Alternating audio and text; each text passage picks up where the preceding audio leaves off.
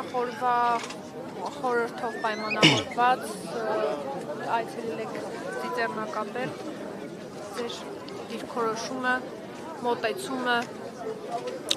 Իմ մոտեցումը հայ ազգի մոտեցումն է, ամբողջ ազգի մոտեցումն է, մենք ուզում ենք ամբողջ աշխարհով իմանան ու ճանաչեն, որ տեղի ունեցել ցեղասպանություն, միտումնավոր կերպով փորձել են ոչնչացնել հայ ազգին, ուրիշ մոտեցում չի կարող լինել։ Երեկվա օրինակ պահանջատիրական երթի մասնակցում եք դուք ընդհանրապես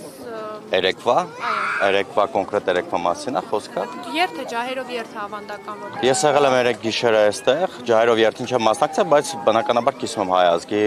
մտահոգությունն ու դիրքորոշումը։ Իսկ այն ոչ ցեղասպանության ճանաչման հարցը հանված է արտաքին քաղաքական օրակարգից, սա ինչպես կմեկնաբանեք։ Ճիշտ ասած, ես դեռ տեղյակ չեմ այդ հարցին, չեմ կարող պատասխանել հանված չի, բայց ես ուզում եմ իմ դիրքորոշումն ասել, որ իմ համար առաջնային հարցն է հայ ցեղասպանության հարցը։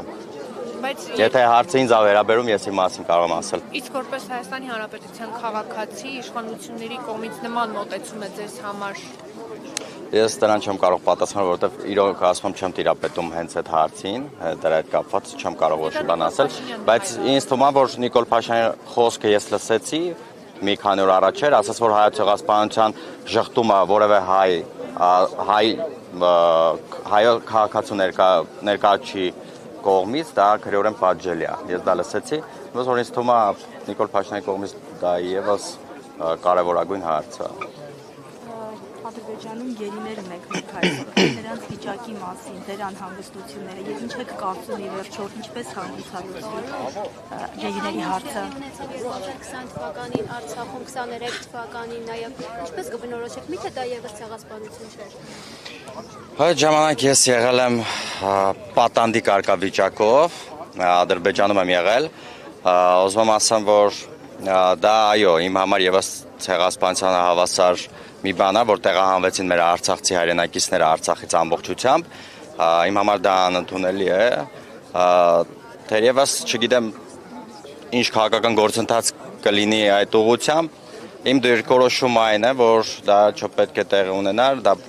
բռնի է տեղի ունեցել, իսկ գերիների հետ կապված թե ինչ մտահոգություն ունեմ, այո ունեմ մտահոգություններ, քանի որ Ադրբեջանի քաղաքական ղեկավարությունը թույլ չի տալիս որևէ երրորդ կողմի մասնակցել ու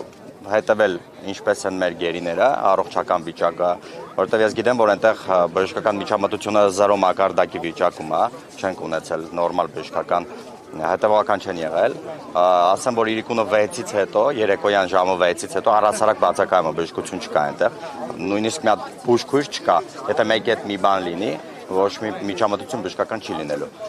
կարող է հանգիստ մահանալ, ով ուզում է լինի մեր քաղաքացիների մասն է խոսքը, ու ուզում եմ ասեմ, որ ես դիմել եմ եվրոպական դատարան իմ հայցով ու դրանով եւս ցույց եմ տալու, որ մեր այնտեղ գտնվող բոլոր քաղաքացիները բռնադատվածներ են ու հարցը բարձրացվելու է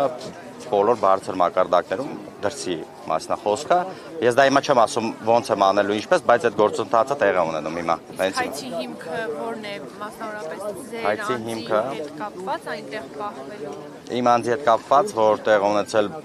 անօրինական բռնել են ինձ ու անօրինաբար դատել են, հենց դա որ պետք է ապացուցվի, որ անօրինական գործողություններով են առաջնորդվում